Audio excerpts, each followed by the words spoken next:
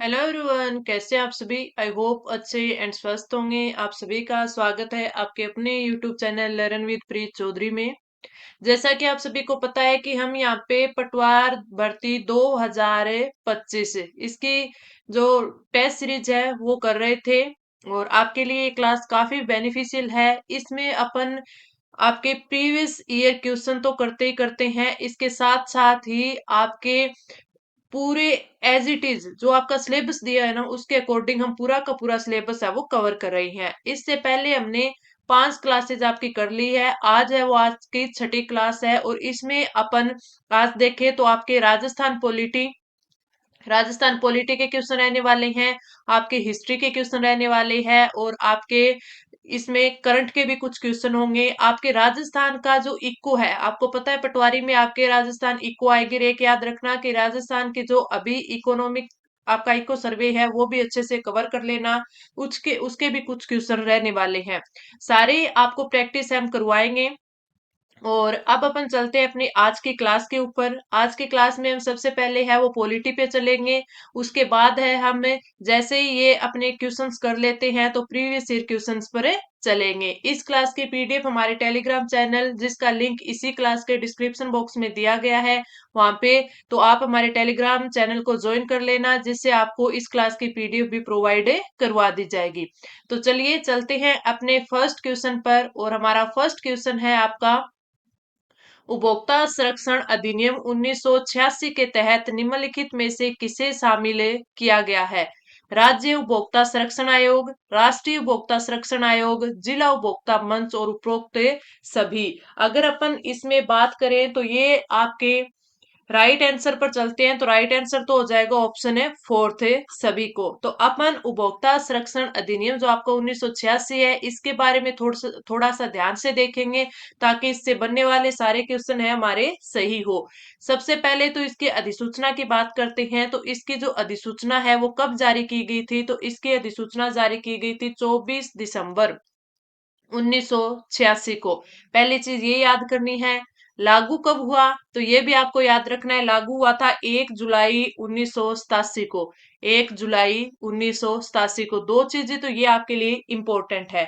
उपभोक्ता संरक्षण अधिनियम अगर अपन राजस्थान में देखें कि राजस्थान में कब लागू हुआ था, तो ये नियम है राजस्थान में 23 जुलाई को लागू हुआ था।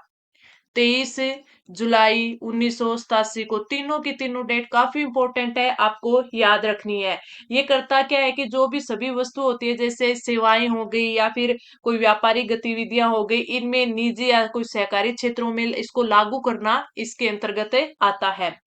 अब इसमें होता क्या है कि जो उपभोक्ता होता है ना उसको 6 वैधानिक अधिकार दिए जाते हैं। इसके अकॉर्डिंग कितने 6 वैधानिक अधिकार दिए जाते हैं। इनकी बात करें तो पहला तो आता है आपका सुरक्षा का अधिकार। सुरक्षा का अधिकार। दूसरा इसमें आता है सूचना का अधिकार। कौन सा? सूचना का अधिकार। तीसरा इसमें आता है चयन का अधिकार।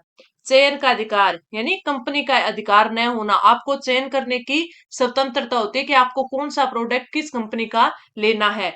चौथा आपका आता है सुनवाई का अधिकार। चौथा आपको इसके अंतर्गत मिलता है सुनवाई का अधिकार। और पांचवा आपको मिलता है शिकायत निवारण का अधिकार। किसका? शिकायत निवारण का अधिकार। और छठा जो आपको मिलता है वो होता है उपभोक्ता शिक्षा का अधिकार। उपभोक्ता शिक्षा का अधिकार। तो ये 6 के 6 अधिकार आपसे पूछे जा सकते हैं कि उपभोक्ता संरक्षण अधिनियम 1986 के तहत आपको कितने अधिकार मिलते हैं, तो 6 अधिकार मिलते हैं। 6 के 6 मैंने आपको बता दिए। सुरक्षा का अधिकार और इसके साथ सूचना प्राप्ति का अधिकार, चयन का अधिकार, उपभोक्ता शिक्षा का अधिकार, शिकायत निवारण का अधिकार और सुनवाई का अधिकार। शिकायत है वो कौन कर सकता है? जो स्वयं उपभोक्ता होता है ना वो स्वयं शिकायत कर सकता है। अगर उपभोक्ता की मृत्यु हो गई है तो उसका जो उत्तराधिकारी कर सकता है। कोई भी मान्यता प्राप्त जो स्वयं सेवी संगठन होते हैं ना वो भी इसकी शिकायत है वो कर सकता है।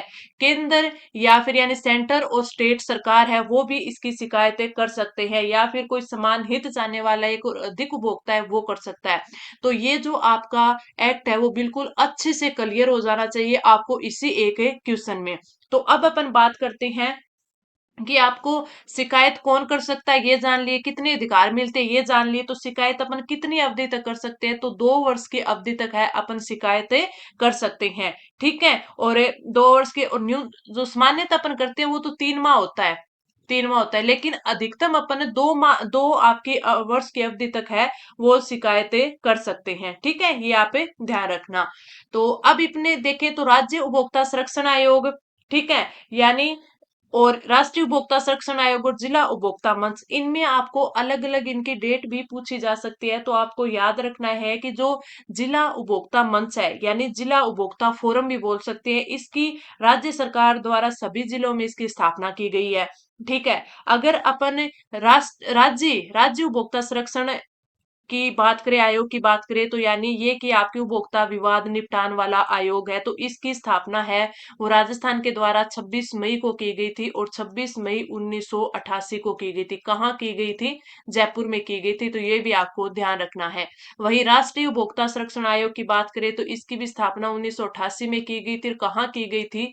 दिल्ली में की गई थी। आपको एक्ट कि अधिसूचना एक्ट का लागू होना आपके सेंटर में और स्टेट में दोनों याद होना चाहिए, और उनका जो आयोग है ना उसकी स्थापना भी आपको याद होनी चाहिए। ये सारी की सारी चीजें आपके लिए इंपॉर्टेंट है। तभी मैं बोलती हूँ कि एक क्वेश्चन करेंगे, लेकिन एक क्वेश्चन में अपना पूरा का पूरा एक टॉपिक है वो कवर कर देंगे, तो ये भी आपको ध्यान रखना है। अगर अपन देखें तो जो ये जिला उपभोक्ता संरक्षण है, तो इसकी जो आपकी ये मान लेना कि इसके ये क्या है, विवादों की तो निपटान करते हैं, तो इसकी जो सीमा होती है वो होती है 50 लाख रुपए।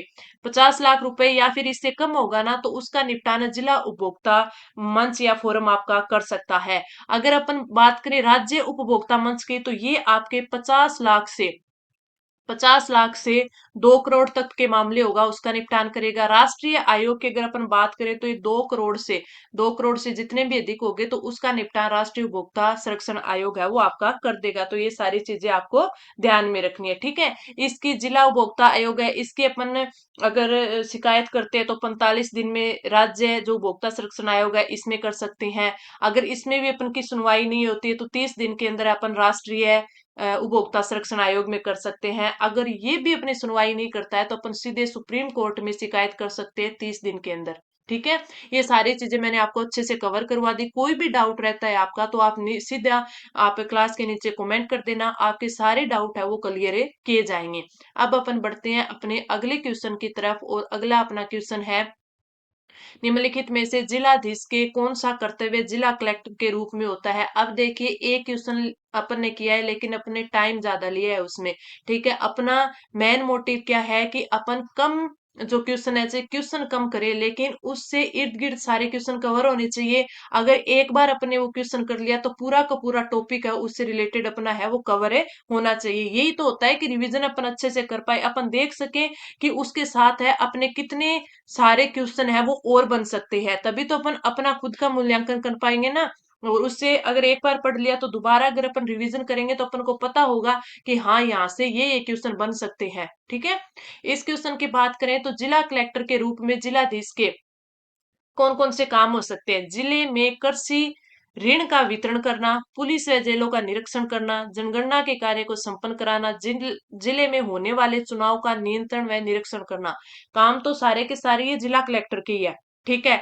लेकिन अगर अपन को इसमें देखना है, जैसे अपन को ये दे दिया कि जनगण ये देखो, फोर्थ वाला जिले में होने वाले चुनाव का नियंत्रण व निरीक्षण करना। ठीक है। तो निर्वाचन संबंधित काम हो गया ये, जिला कलेक्टर का ही काम है, लेकिन निर्वाचन है संबंधित काम हो गया। ठीक है। जनगणना के कार्य को संपन्न करवाता है, बिल्कुल सही है, जनगणना के कार्य को भी संपन्न करवाता है। कोई अल्प बचत कार्यक्रम होते हैं उनको भी ये क्या करता है, प्रोत्साहित करता है। और जो अपने अधीनस्थ आते हैं ना उनकी जो वार्षिक गोपनीय प्रतिवेदन होता है वो भी कलेक्टर ही बनाता है। तो ये उसके जो अन्य काम है उसमें आ गए। ठीक है।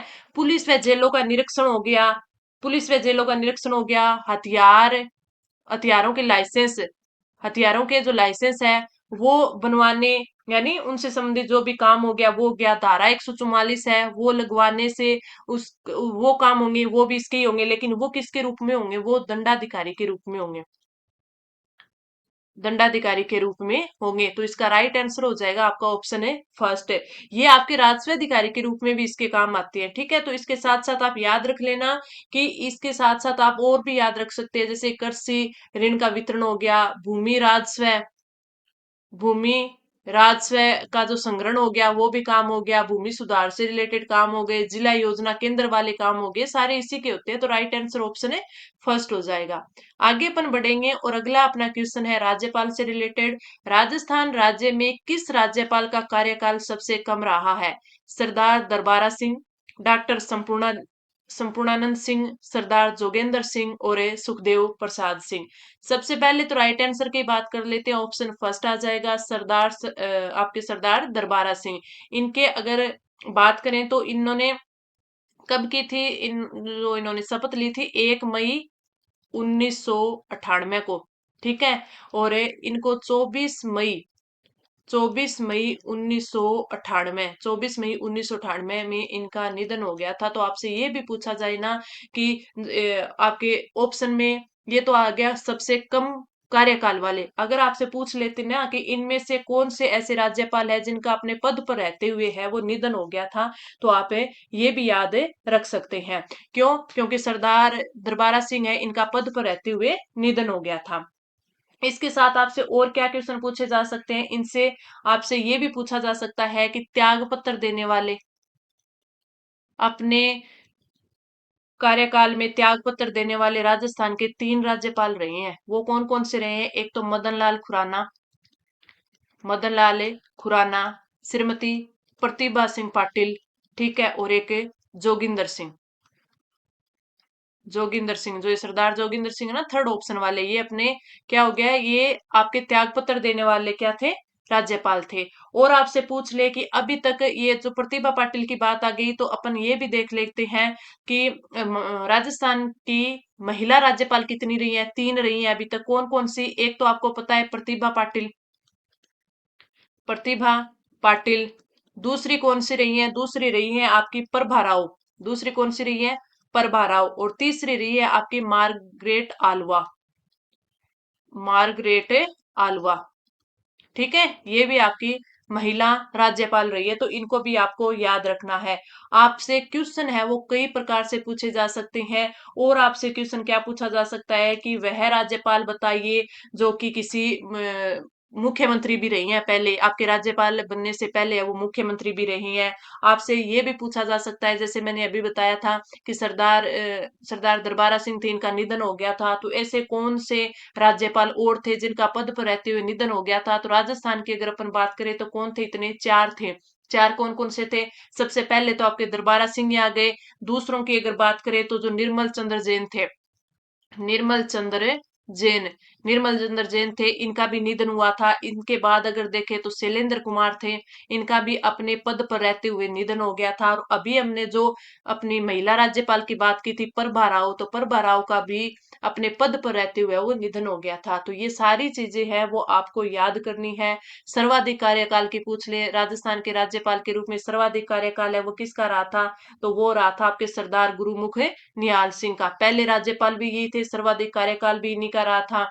अगर आपसे पूछ ले कि आपके फर्स्ट कार्यपालक या कार्यवाहक है वो कौन थे, तो वो आपके सबसे पहले हुए थे, वो जगत नारायण थे।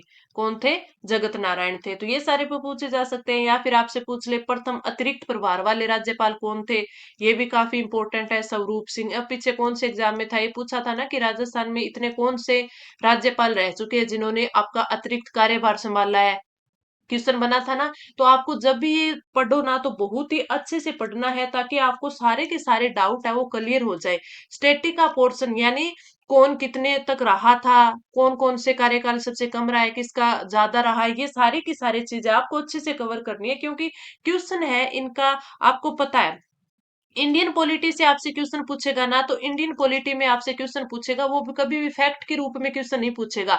उसमें आपको अनुच्छेद से रिलेटेड या अनुच्छेद में जो बातें दी गई है ना वो पूछ सकता है। लेकिन फैक्ट आपको ओनली राजस्थान पॉलिटी में पूछेगा, क्योंकि वो आपके स्टेट की होगी, और स्टेट एग्जाम में यही होता है कि फैक्ट है वो आपके स्टेट से रिलेटेड होते हैं। तो राजस्थान पॉलिटी से जितने होंगे भर भर के वो फैक्ट है वो आपसे पूछेगा।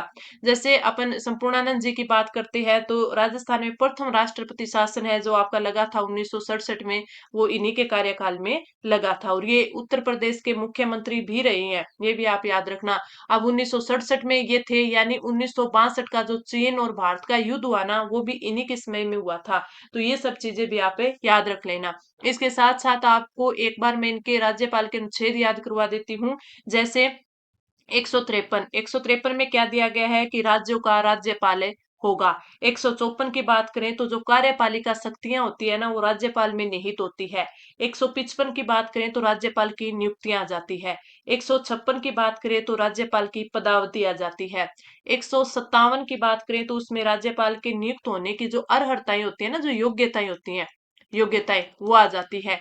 158 की बात करें तो राज्यपाल की सेवा शर्तें, 158 में सेवा शर्तें, और 159 में आपकी क्या आ जाएंगी, शपथ आ जाएंगी राज्यपाल की। तो आपको ये फिंगर्स पर याद होने चाहिए, आपके आर्टिकल राष्ट्रपति के हो गए, राज्यपाल के हो गए, सारी चीजें। इस क्वेश्चन का राइट आंसर मैंने आपको बता दिया, ऑप्शन है फर्स्ट हो जाएगा। आगे बढ़े, अगला क्वेश्चन अपना आता है। राज्य के मंत्रियों के संदर्भ में निम्नलिखित कथनों पर विचार करना है कि सभी मंत्री, एक सेकंड, हाँ, सभी मंत्री सामूहिक रूप से विधानसभा के प्रति उत्तरदायी होते हैं। सभी मंत्री व्यक्तिगत रूप से राज्यपाल के प्रति उत्तरदायी होते हैं। तो अगर इसमें देखें तो अपन को दोनों ही कथन है वो बिल्कुल सही लग रहे हैं, है भी सही। आपका राइट आंसर हो जाएगा ऑप्शन थर्ड। लेकिन एक चीज याद रखना, आजकल क्वेश्चंस का ट्रेंड क्या बन गया है, जैसे ये पूछा है ना, सभी मंत्री सामूहिक रूप से विधानसभा के प्रति उत्तरदायी होते हैं, ये क्वेश्चन में ही पूछा आएगा, आपसे पूछेगा किस अनुच्छेद के अंतर्गत सभी मंत्री सामूहिक रूप से विधानसभा के प्रति उत्तरदायी होते हैं। तो ये आपको करना है अनुच्छेद 164 के तहत, यहां तक जाता है। सिर्फ यही नहीं कि 164 में नहीं, 164 के तहत। ठीक है, तो ये अपना राइट आंसर ऑप्शन थर्ड हो गया। इसको थोड़ा सा ध्यान में रख लेना जब भी आप पढ़ो तो। राजस्थान में मुख्य न्यायाधीश के पद पर सर्वाधिक लंबी अवधि तक पदासीन कौन रहे? कैलाश कैलाशनाथ वांचू, कमलकांत वर्मा, चांदमल लोढ़ा, पीके बनर्जी। अगर अपन राइट आंसर की बात करें तो वो तो हो जाएगा आपका ऑप्शन फर्स्ट है, कैलाशनाथ है वांचू। इनकी बात करें तो ये अपने सर्वाधिक पद पर सर्वाधिक लंबी अवधि तक रहे थे। कब से कब तक रहे थे? 1951 से लेकर 1958 तक रहे थे। तो अगर आपको इसका क्या याद रखना है, इसकी ये भी याद रखनी है कि कितने से कितने तक रहे थे, कि कोई भरोसा नहीं है, पूछा जा सकता है। ठीक है, अगर आपसे पूछ ले कि आपके फर्स्ट मुख्य न्यायाधीश कौन थे, तो ये आपके राजस्थान के फर्स्ट थे, राजस्थान के फर्स्ट कमलकांत वर्मा। आपसे पूछा जा सकता है फर्स्ट महिला मुख्य न्यायाधीश, ठीक है, कोई महिला मुख्य न्यायाधीश नहीं थी, फर्स्ट महिला न्यायाधीश थी, वो याद रखना कि वो कौन थी, आपकी कांता भटनागर थी। तो ये भी आपको याद रखना है कि राजस्थान में अभी तक कोई भी महिला मुख्य न्यायाधीश नहीं बनी। हाँ, महिला न्यायाधीश बनी है, वो कौन सी थी? कांता भटनागर थी, जो कि फर्स्ट थी। अब से आपसे ये भी पूछा जा सकता है कि फर्स्ट कार्यवाहक मुख्य न्यायाधीश, कार्यवाहक मुख्य न्यायाधीश वो पूछ ले तो वो आपको बताना है ये कौन थे? जे एम पंचाल थे, जे एम पंचाल थे। अब सबसे ज्यादा अवधि का पूछा है तो सबसे कम अवधि का भी पूछा जा सकता है। तो पहले कैलाशनाथ वांचू सर्वाधिक थे, तो सबसे कम का आपसे पूछ ले तो वो भी याद रखना है। सबसे कम कौन थे? सबसे कम थे आपके सतीश कुमार मित्तल, सतीश कुमार मित्तल थे। ये भी क्वेश्चन आपको ध्यान रखना है। अब जैसे हमने राज्यपाल में याद किया था कि पद पर रहते हुए देहांत हो गया, तो पद पर रहते हुए देहांत वाले कौन से थे? दो थे, दो कौन कौन थे? एक तो सुरेश सुरेश चंद्र सिंगल थे, और एक राजेंद्र राजेंद्र प्रसाद व्यास थे। तो इन दो का भी आपको याद रखना है। इस प्रकार एक मैं आपको ये बात बता रही हूँ कि जब आप राजस्थान पॉलिटी की याद करो तो राजस्थान पॉलिटी के हर टॉपिक को अच्छे से याद रखना। फैक्ट आपसे भर भर के इसी में से पूछे जाएंगे। और बाकी के आपको फैक्ट है, इंडिया पॉलिटी में फैक्ट नहीं पूछे जाएंगे, लेकिन हाँ इससे आपको काफी सारे फैक्ट है वो पूछे जाएंगे। आपसे ये भी पूछा जा सकता है कि कौन से न्यायाधीश थे जो कि आपके पूर्व राष्ट्रीय मानवाधिकार आयोग के आपके अध्यक्ष रह चुके हैं, तो वो भी कौन से रह चुके हैं, दो रह चुके हैं। एक तो आपके JS वर्मा, और एक आपके कौन रह चुके हैं, अरुण कुमार मिश्रा। तो ये भी आप याद रखना। इस क्वेश्चन का राइट आंसर ऑप्शन है फर्स्ट हो जाएगा। इस प्रकार आपको उनको हर एक क्वेश्चन है वो बहुत ही अच्छे से कवर है करना है। अब अपन बात करते हैं अपने अगले क्वेश्चन में। अगले क्वेश्चन की बात करें तो अपन ने आ जाती है दीनदयाल उपाध्याय कौशल योजना के संदर्भ में निम्नलिखित कथनों में से सत्य कथन है हमें चुनना है। यह योजना 2014 में प्रारंभ हुई। ग्रामीण क्षेत्र के 25 से 35 वर्ष युवाओं के कौशल विकास हेतु इस योजना की शुरुआत की गई। इस योजना का क्रियान्वयन ग्रामीण विकास मंत्रालय के द्वारा किया जा रहा है। तो अगर अपन दीनदयाल उपाध्याय योजना की बात करें तो इसमें आपका ऑप्शन है थर्ड सही होगा, क्योंकि ए और सी है वो सही दिया गया है। तो गलत क्या दिया गया है, 25 से 35 उम्र नहीं है, ये आपकी 15 से 35 उम्र है। ठीक है, ये आप ध्यान रख लेना। तो ये प्रारंभ कब हुई, 2014 से प्रारंभ हुई थी, 35 वर्ष तक यानी 15 से 35 तक है इसकी शुरुआत की गई थी। इस योजना में जो आपका क्रियान्वयन है वो ग्रामीण विकास मंत्रालय द्वारा किया गया था। तो ये भी आपको याद रखना है। जो आपका राष्ट्रीय ग्रामीण आजीविका मिशन है, राष्ट्रीय ग्रामीण आजीविका मिशन है, इसके तहत है वो ये कौशल प्रशिक्षण पहल है वो शुरू हुई थी। तो राइट आंसर ऑप्शन है थर्ड आ जाएगा। अगला क्वेश्चन है FDI व FII को परिभाषित करने के लिए भारत सरकार ने वर्ष 2013 में किस समिति का गठन किया था। तो भारत सरकार ने जो पूर्व वित्त सचिव वित्त सचिव कौन थे, अरविंद मायाराम। तो राइट आंसर आपका ऑप्शन फर्स्ट ही हो जाएगा। इनकी अध्यक्षता में मार्च 2013 में समिति का गठन किया गया था, जिसने रिपोर्ट अपनी 2014 में सौंपी थी। यानी FDI को परिभाषित करने के लिए इस समिति का गठन है वो किया गया था।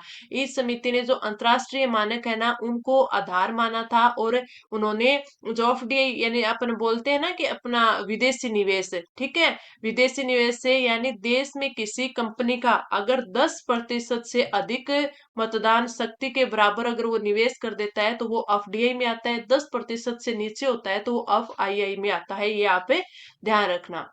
आगे बढ़ते हैं। अगला अपना क्वेश्चन है कि आवधिक श्रम बल सर्वेक्षण का गठन किस समिति की सिफारिश पर हुआ था। तो ये याद रखना, इसका गठन अविनाथ कुंडू है, उनकी अध्यक्षता वाली जो समिति थी उसके आधार पर हुआ था। ये देश में जो रोजगार से की जो स्थिति थी उससे संबंधित जो भी फैक्ट थे उनका जो डेटा था उसको एकत्रित इन्होंने किया था। जैसे बेरोजगारी का स्तर कितना है, रोजगार के प्रकार कौन कौन से हैं, ये सारी, ठीक है, ये सारे यहाँ पे याद रखना। अगला क्वेश्चन आता है कि भीम यूपीआई पर विकसित NPCI के शिकायत निवारण ऐप का क्या नाम है। यूपीआई सुरक्षा, यूपीआई सेवा, भीम सेवा और यूपीआई हेल्प। तो आपका जो राइट आंसर हो जाएगा वो हो जाएगा ऑप्शन है फोर्थ, यूपीआई हेल्प। आगे अपन बढ़ते हैं और अपन का अगला जो क्वेश्चन है वो आपका आ जाता है राजसिको से रिलेटेड। राजसिको राजस्थान में आयातकों व निर्यातकों को सूखे बंदरगाह यानी इनलैंड कंटेनर डिपो के माध्यम से निर्यात इंफ्रास्ट्रक्चर सेवाएं प्रदान करता है। ये सूखे बंदरगाह स्थित है जयपुर, जोधपुर, भीलवाड़ा व भिवाड़ी, जयपुर, जोधपुर, अलवर, उदयपुर, जयपुर, उदयपुर, अजमेर, अलवर। और इसका जो आपका फोर्थ दिया हुआ है वो अपन अभी देख लेते हैं। ये आ गया जयपुर, उदयपुर, भीलवाड़ा और अजमेर। अगर अपन इसमें से राइट आंसर की बात करें तो आपका ऑप्शन फर्स्ट हो जाएगा। अपन जयपुर की बात करें तो जयपुर में मानसरोवर में मानसरोवर में, और इसकी स्थापना कब हुई थी, 1989 में हुई थी। वहीं जोधपुर की बात करें तो बासनी जोधपुर में है, 1995 में इसकी स्थापना हुई थी।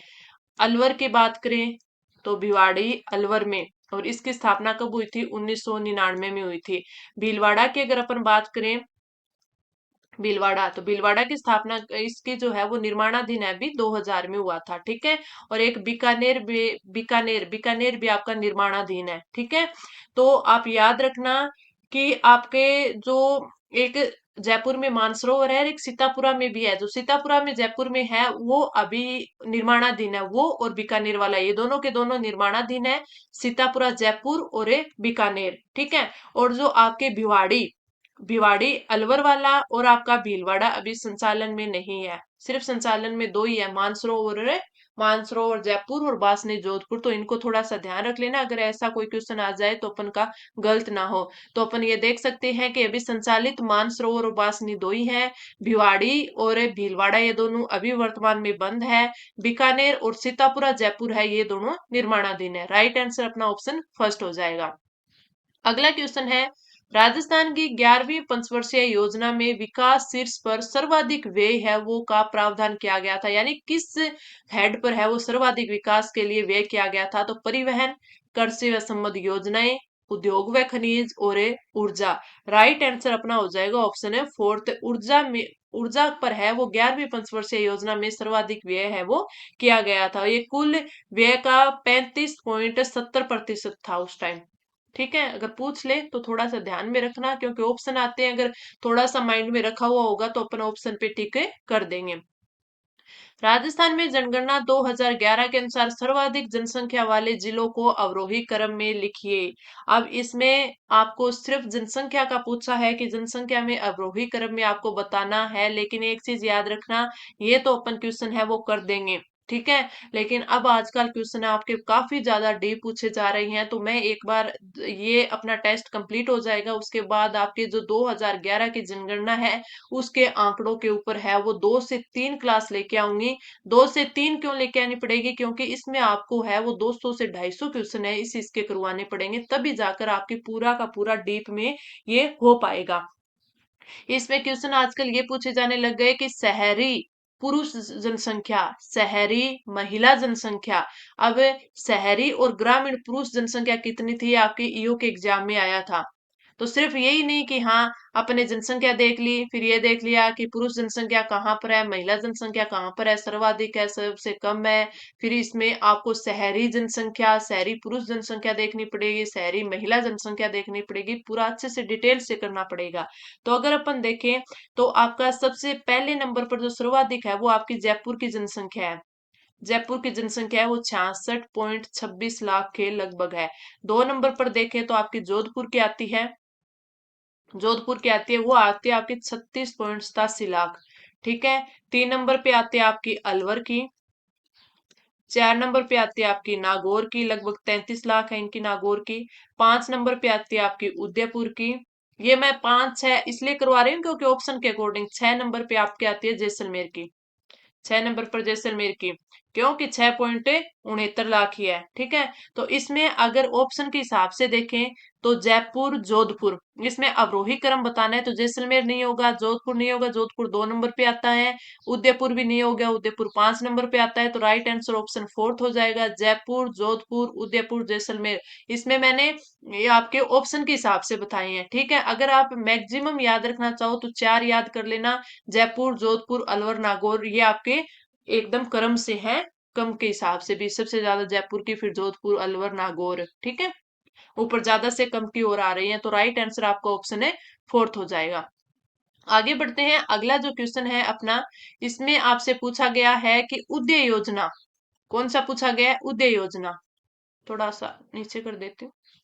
उदय योजना का संबंध किससे है, विद्युत वितरण से, सौर ऊर्जा से, पवन ऊर्जा से और जैव ईंधन से। तो आपका जो राइट आंसर हो जाएगा ना वो हो जाएगा ऑप्शन है फर्स्ट, विद्युत वितरण से संबंधित है। जो आपकी उदय योजना है ना, इसकी फुल फॉर्म आपसे अगर पूछ ले तो आप याद रखना, उज्जवल, डी से डिस्कॉम, ए से इंश्योरेंस, इंश्योरेंस से और योजना। वाई से योजना, ये आपके विद्युत वितरण से संबंधित है, यानी इसमें विद्युत वितरण में कोई तकनीकी सुधार करना हो, जो आपको हानि हो रही है, वाणिज्यिक रूप से हानि हो रही है, उनमें सुधार करना हो, विद्युत खर्च राजस्व प्राप्ति में जो भी डिफरेंस हो रहा है उस ऋण भार को कम करना हो। ठीक है, ऊर्जा मंत्रालय के द्वारा ये स्टार्ट की गई थी। कब स्टार्ट की गई थी? 20 नवंबर 2015 में स्टार्ट की गई थी, तो इसकी डेट भी आपको याद रखनी है। आगे बढ़े तो ये हमारे आज के क्वेश्चन थे। अब आगे आपके आ जाते हैं मैथ्स और रीजनिंग के क्वेश्चन। ये अपन कल की क्लास में करेंगे काफी अच्छे से। क्यों? क्योंकि मैंने आपको बोला था कि ये जो फर्स्ट मैं पेपर लेके आई थी, ये 150 क्वेश्चन थे इसमें, जिसमें से हमने है वो लगभग मतलब 98 क्वेश्चन कर लिए हैं। अपन ने 6 क्लास में 98 क्वेश्चन कर लिए। अब अगली क्लास होगी वो अपनी मैथ और रीजनिंग के रहने वाले, ताकि उसमें भी आपको पता चलेगा किस प्रकार के क्वेश्चन आपके एग्जाम में पूछे जाते हैं। अब अपन चलते हैं अपने पार्ट 2 पर। इस सेशन के पार्ट 2 पर। पार्ट 2 का मीन ये है जिसमें अपन क्या करते हैं, प्रीवियस ईयर के क्वेश्चन है वो करते हैं। ठीक है, तो चलिए उसको देखते हैं, फिर अपन सेशन को है प्रीवियस ईयर क्वेश्चंस में। अगर फर्स्ट क्वेश्चन की बात करें तो हमारा पहला क्वेश्चन है, गणेश्वर सभ्यता के अवशेष राजस्थान में, गणेश्वर सभ्यता के अवशेष राजस्थान में किस स्थान पर पाए गए हैं? तो ये आपका राइट आंसर हो जाएगा ऑप्शन बी, नीम का थाना। कहाँ पर पड़ता है आप सभी को पता है। आपको ये जो सभ्यताएं हैं वो इतने अच्छे से कवर करनी है, इनके जो भी आपसे किस जगह है, जगह का नाम आपको पता होना चाहिए, कौन सी नदी के किनारे है वो आपको पता होना चाहिए। काफी अच्छे से अगर आप कवर कर पाओगे तो ही इसमें आपके मार्क्स है आप स्कोर कर पाओगे। तो चलिए आगे वाला देखते हैं अपन। अपना अगला क्वेश्चन है, 1857 के स्वतंत्रता संग्राम संघर्ष के समय मेवाड़ के आपके पॉलिटिकल एजेंट है वो कौन थे? तो इसमें अगर देखें तो राइट आंसर आपका ऑप्शन फर्स्ट हो जाएगा, मेजर सावर्स। अगले क्वेश्चन पर चलते हैं, निम्नलिखित में से किस पुरास्थल के निवासी वस्त्र बुनाई की तकनीक से परिचित थे? अगर अपन इसकी बात करें तो अपना जो राइट आंसर आ जाएगा बालाथल। बालाथल आप सभी को पता है कहाँ पड़ता है, आप कमेंट करके जरूर बताओगे।